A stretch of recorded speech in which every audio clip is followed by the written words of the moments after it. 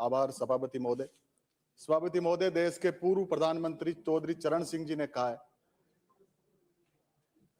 कि भारत की आत्मा गांव में बसती है और विकास गांव के खेत और खलिहानों से गुजरता है।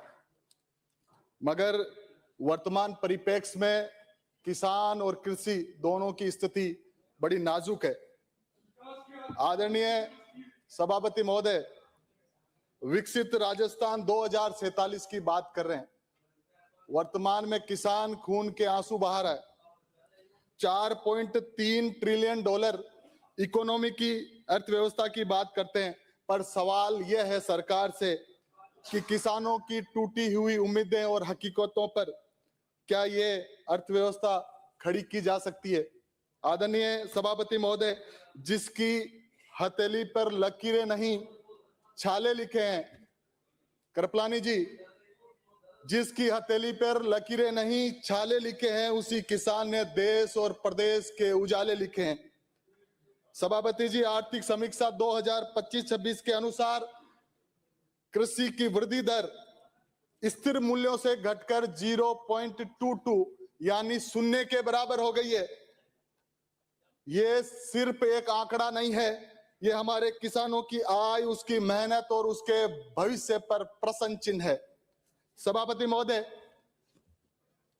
अभी किसान जैसी पगड़ी पहने हुए हमारे साथी विधायक गुरुवीर जी जब जोर जोर लगाकर बोल रहे थे, उनकी एक बात सत्य है कि इस राज्य की 51% कार्यशील आबादी कृषि पर निर्भर करती है। ये बात केवल उन्होंने सच बोली है। लेकिन जब प्रदेश की आधी आबादी डगमगा रही है तो विकास का दावा खोखला है। आदरणीय सभापति महोदय, आपके माध्यम से मैं सामने बैठे मंत्रियों से कहना चाहता हूं, मंत्री जी, आदरणीय जोगाराम जी, तुम्हारी फाइलों में गांव का मौसम गुलाबी है, मगर ये आंकड़े झूठे हैं, दावा किताबी है। कागज पर समृद्धि, जमीन पर बदहाली, यही आपके राज की असली कहानी है। यही आपके राज की असली कहानी है। सभापति महोदय, सुन लो। सभापति महोदय, विपक्ष का काम केवल आलोचना करना नहीं है। एक line permit, if you permit. ये बनाई किसने, ये बता दो बस। ये हमने बनाई है।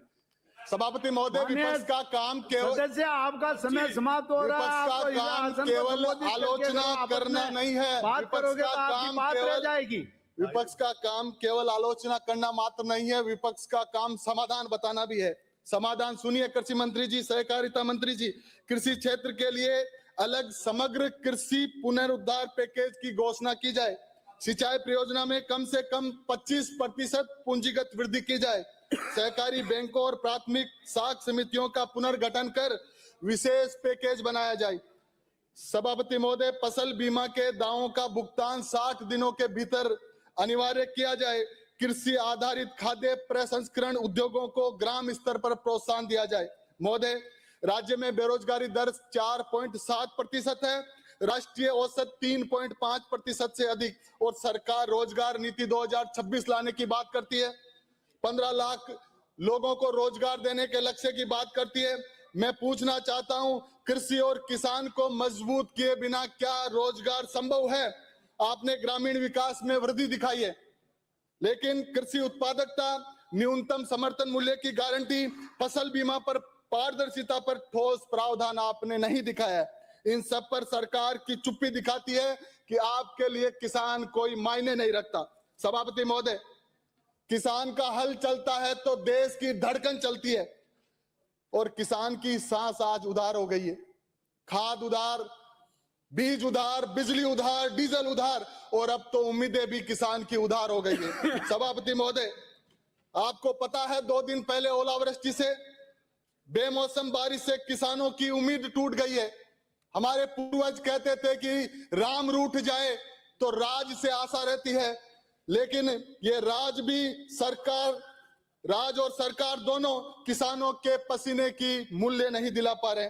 विशेष तौर से हमारे अजमेर जिले और किशनगढ़ में किसान संघर्ष कर रहा है।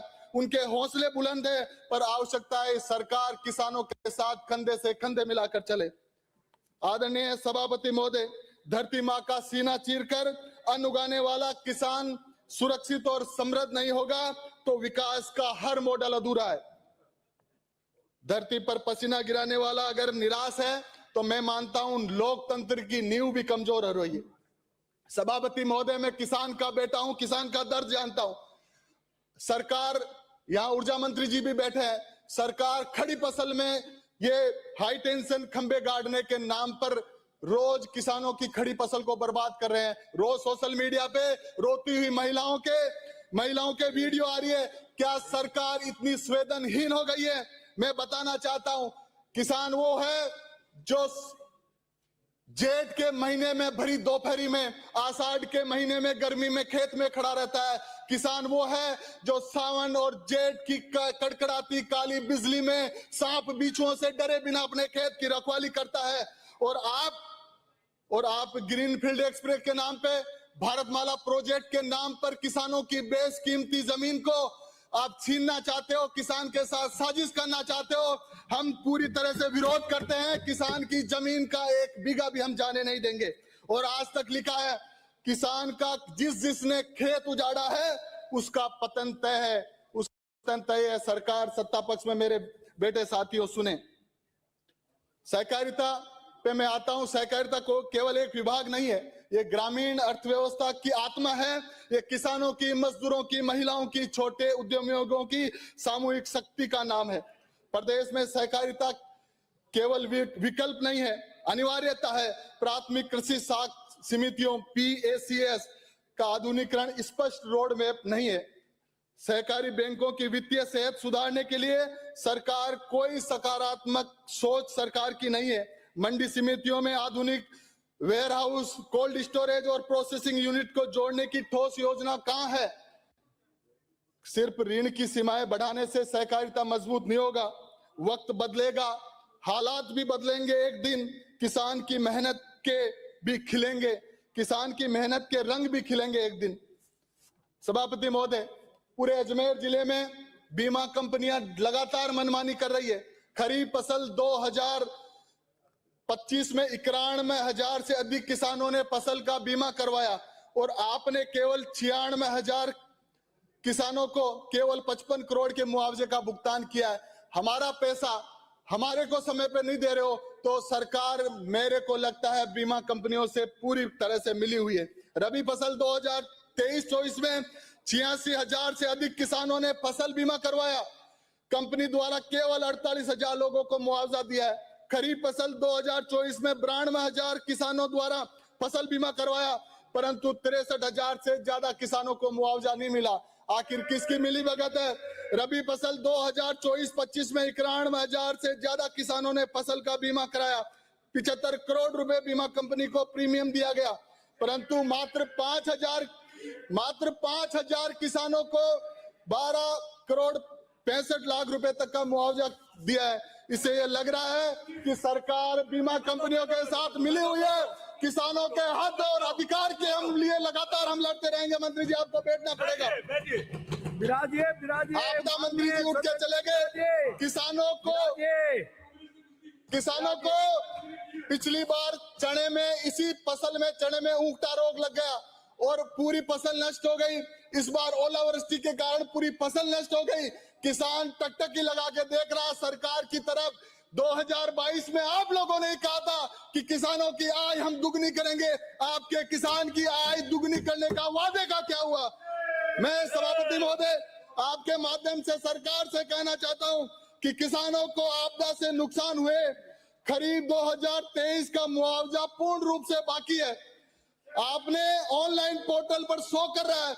किसान रोज अधिकारियों के, कृषि अधिकारियों के चक्कर काटते हैं, पर मुआवजे के नाम पर बोलते हैं कि ट्रेजरी में पैसा नहीं है। किसानों के नाम पर आपके पास पैसा नहीं है। खरीफ 2025 में जो आपदा में नुकसान हुआ, 50% से ज्यादा किसानों का मुआवजा बाकी है। किसान अपने हक और अधिकार की बात भी नहीं कर सकते। 700 किसानों ने काले जो कानून थे उसकी लड़ाई लड़ी और आगे भी हम इसकी लड़ाई लड़ेंगे। आदरणीय सभापति महोदय, मैं आपके माध्यम से सरकार से कहना चाहता हूं कि कृषि ऋणों में ब्याज की छूट आप किसानों को प्रदान करें। आप बार बार इशारा कर रहे हैं, लेकिन मैं आपके माध्यम से मेरे विधानसभा क्षेत्र किशनगढ़ के बोराड़ा व हरमाड़ा में क्रय विक्रय सहकारी समिति की स्थापना की मांग करता हूं। पूर्ववर्ती हमारी सरकार ने अराई में कृषि मंडी की घोषणा की थी, जमीन का आवंटन भी हो गया, लेकिन अभी तक काम चालू नहीं हुआ। किसानों का एमएसपी पे खरीद करनी चाहिए आपको। अराई क्रय विक्रय में स्टॉक के लिए 500 मीट्रिक टन का गोदाम का निर्माण किया जाना चाहिए। विभाग द्वारा बुआई के समय किसानों की खाद की कमी है, बार बार किसान लाइन में लग रहे हैं खाद के लिए, डीएपी के लिए, यूरिया के लिए, आप उन पे लाठीचार्ज करते हो। तो आपकी संवेदनशीलता पूरा राजस्थान का, प्रदेश का किसान देख रहा है और विशेष तौर से हमारे अजमेर का किसान देख रहा है। मैं आपके माध्यम से सरकार इस विषय को प्राथमिकता दे, ठोस कार्रवाई सुनिश्चित करे, यही आज की मेरी मांग है। धन्यवाद। श्री जय हिंद, जय संजीव किसान। कुमार जी।